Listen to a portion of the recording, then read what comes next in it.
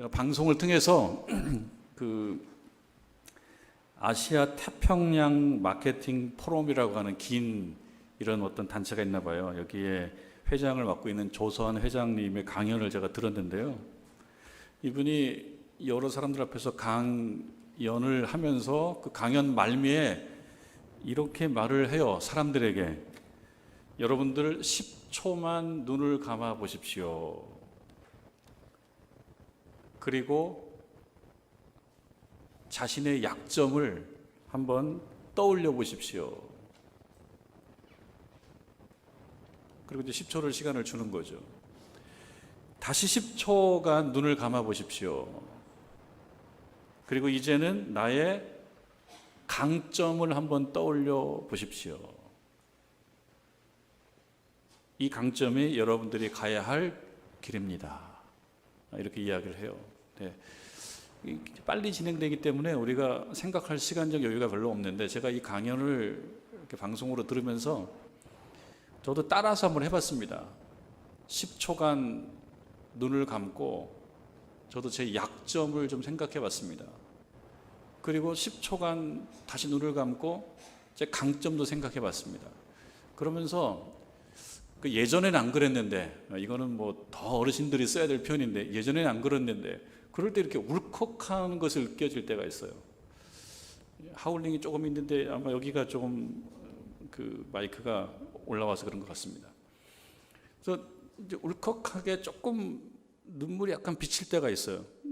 이제 저한테는 의미가 있는 말이었어요. 왜냐하면 약점을 생각해 보십시오. 그러니까 제가 이렇게 눈을 감고 생각하면서 그런 생각이 드는 거예요. 한동안 내가 내 약점에 머물러 있었다라는 생각이 드는 거예요.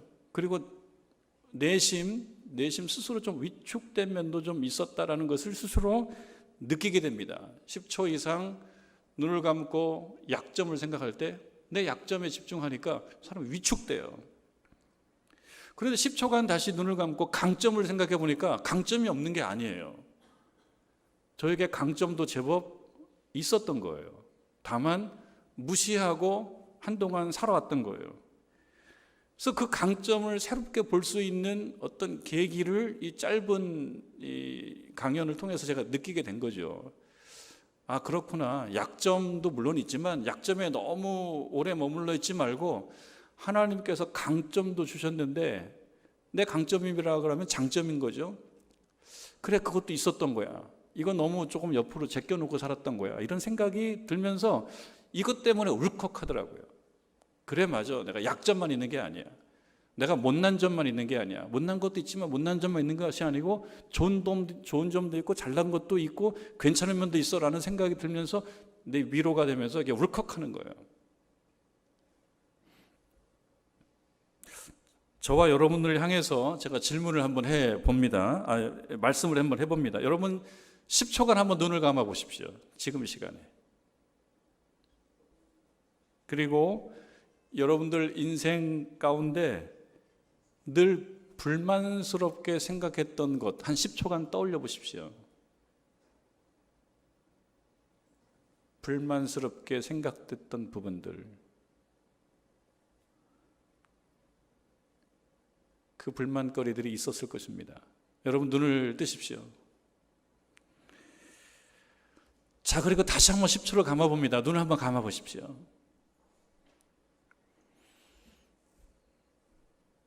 하나님 앞에 감사할 것들이 혹시 있는가? 그 감사할 것들을 한번 떠올려 보실까요? 감사거리를 한 10초간만 떠올려 보십시오.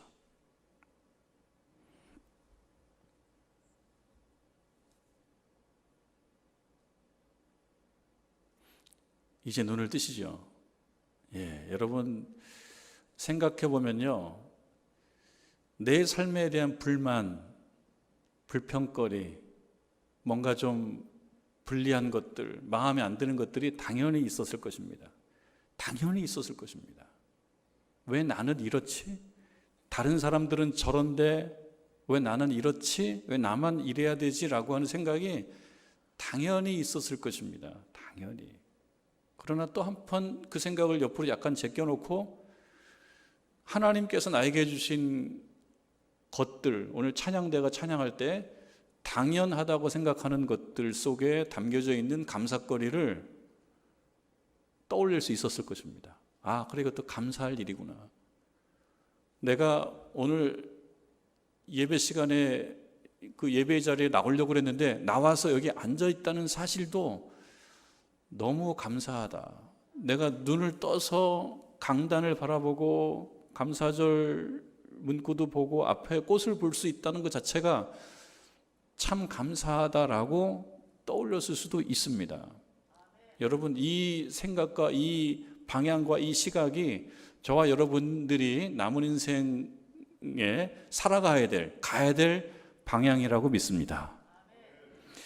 하나님께 예배드리기 위해서 성전 짓기를 소망했던 다윗이 비록 그 일은 솔로몬에게 양보가 되었지만 그 성전을 짓기 위한 준비를 최선을 다해서 해나갑니다, 다윗이.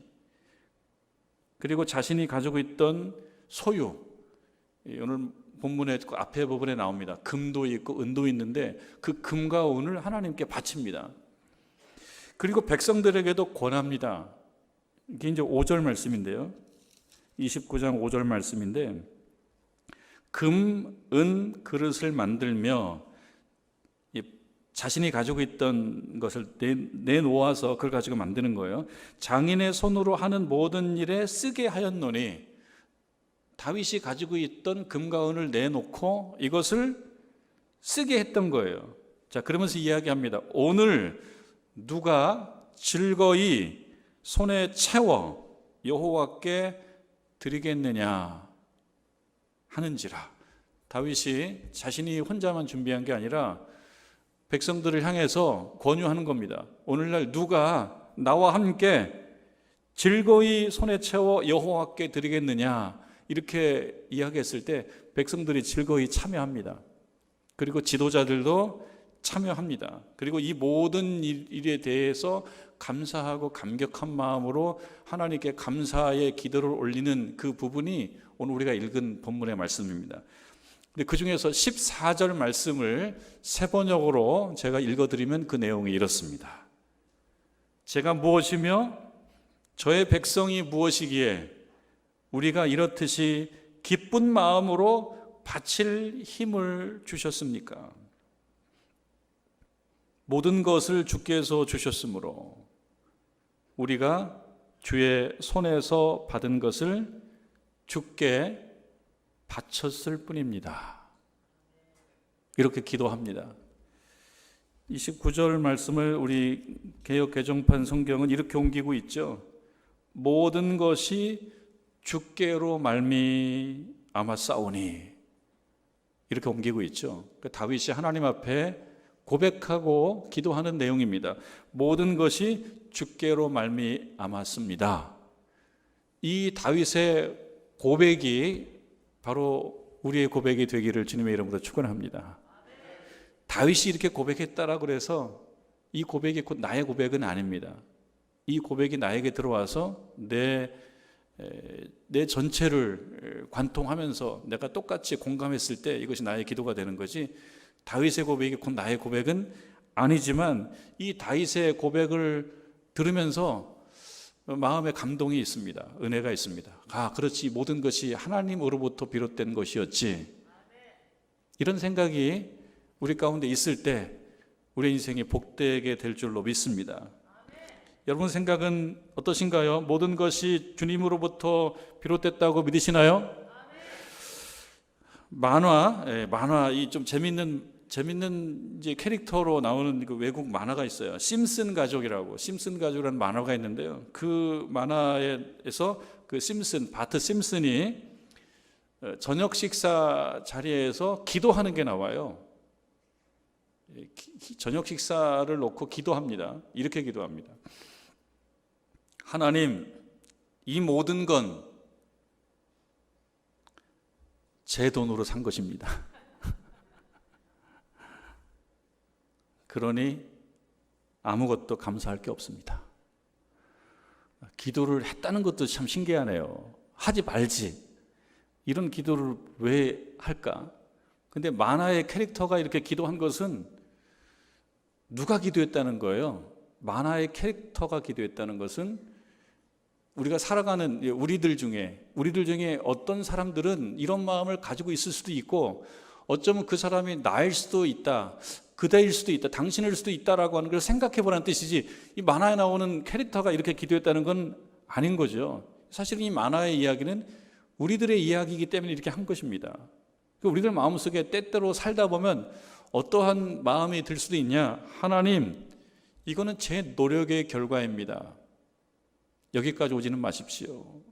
라는 그러한 생각이 우리 가운데 느끼지 못하지만 들어올 수도 있다. 그런 이야기를 하는 거예요.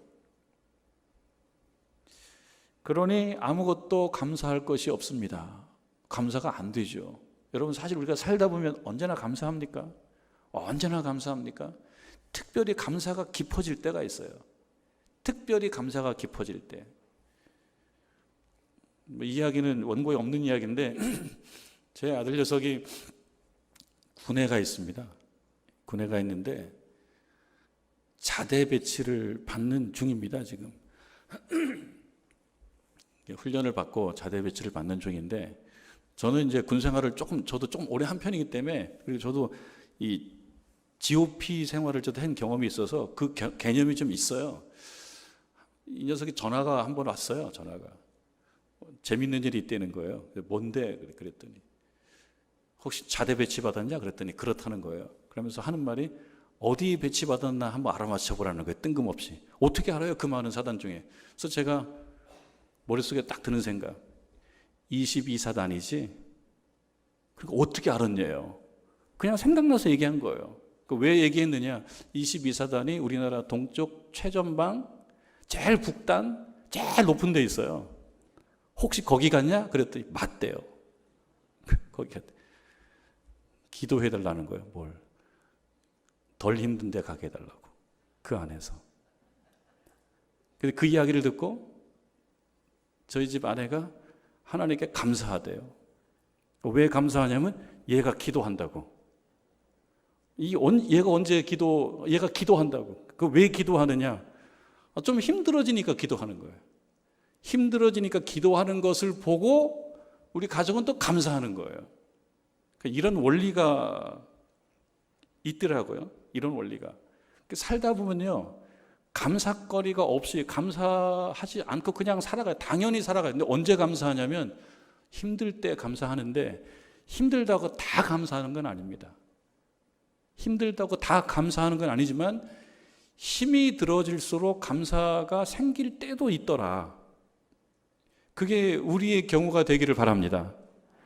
힘들다고 다 감사하는 건 아닙니다. 그런데 힘들고 나빠질 때 감사할 수도 있다.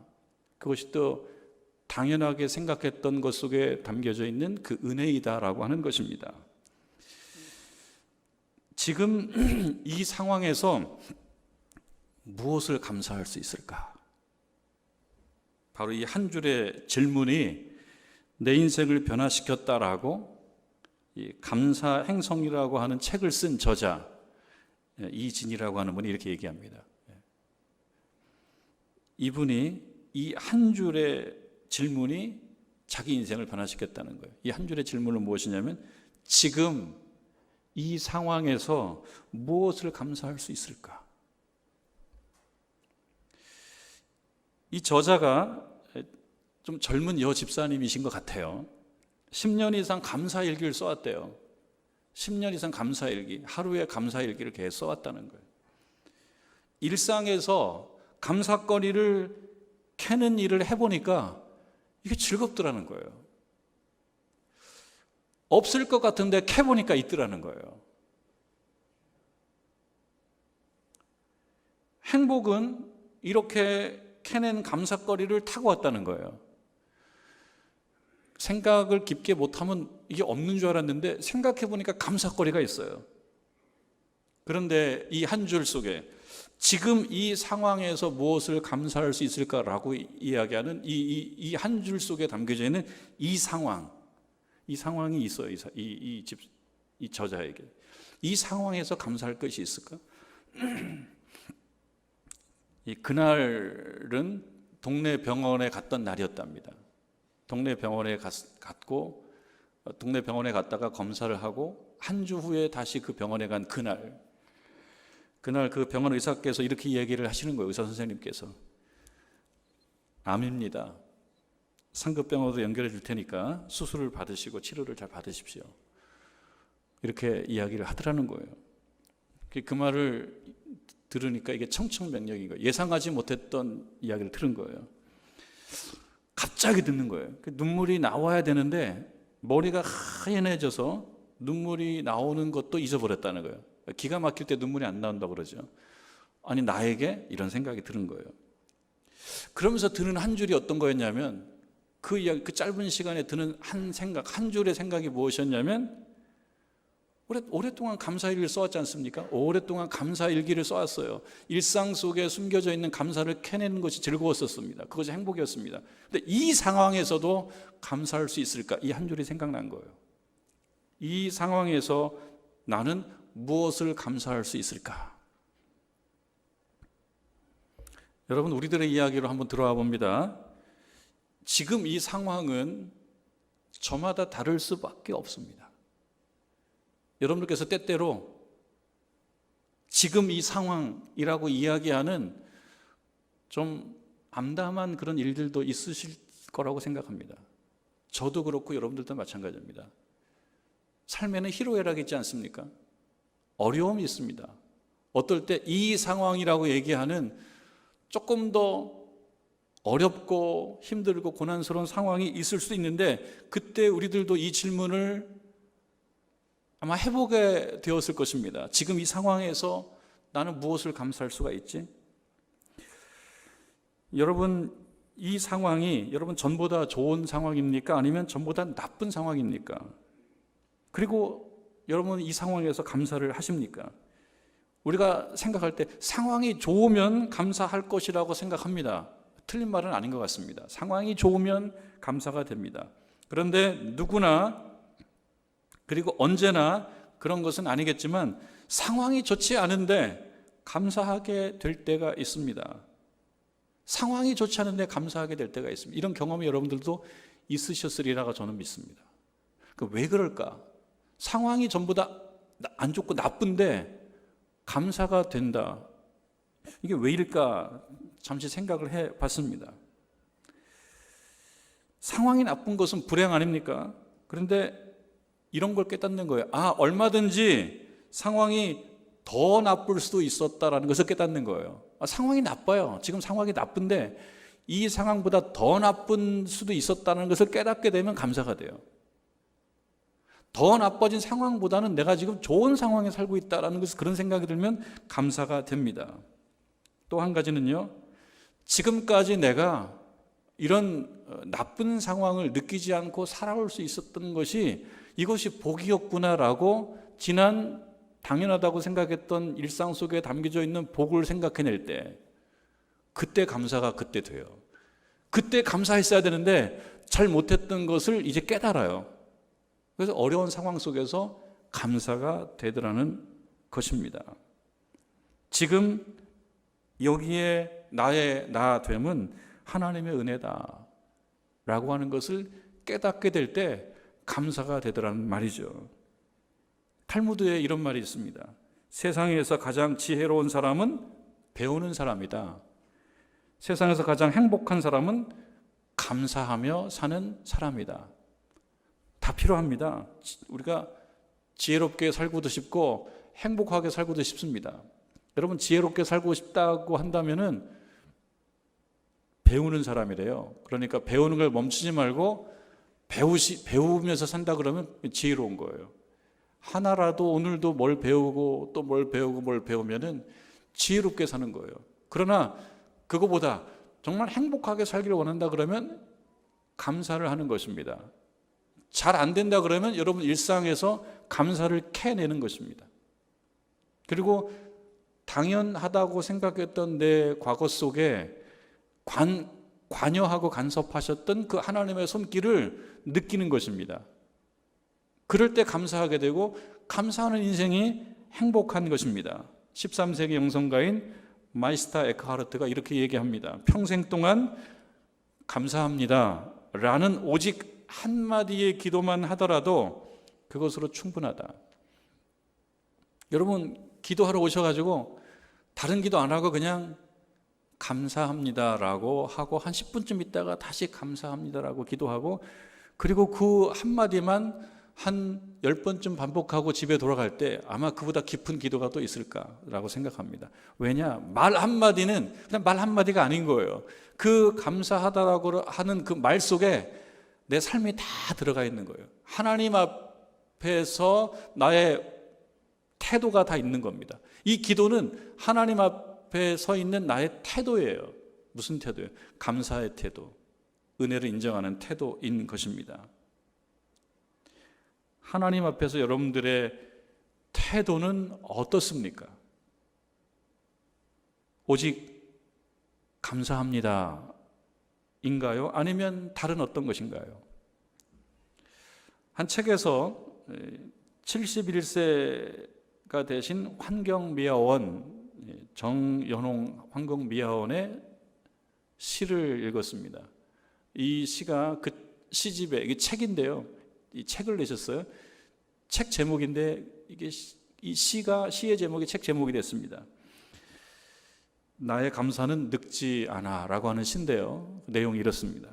아침에 눈을 떠 텔레비전을 켠다.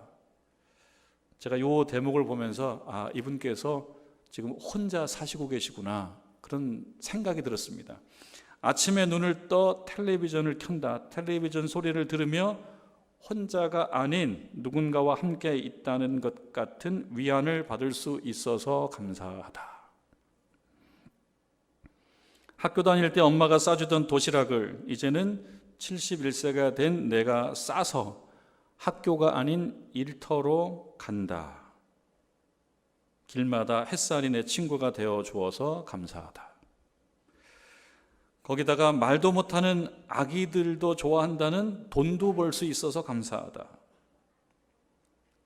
어린이집 등원을 하는 아이가 자기의 새 신발을 자랑하면서 손을 흔들며 지나갔다. 아이의 웃음을 볼 수 있어서 감사하다. 따뜻한 봄이 다가왔다.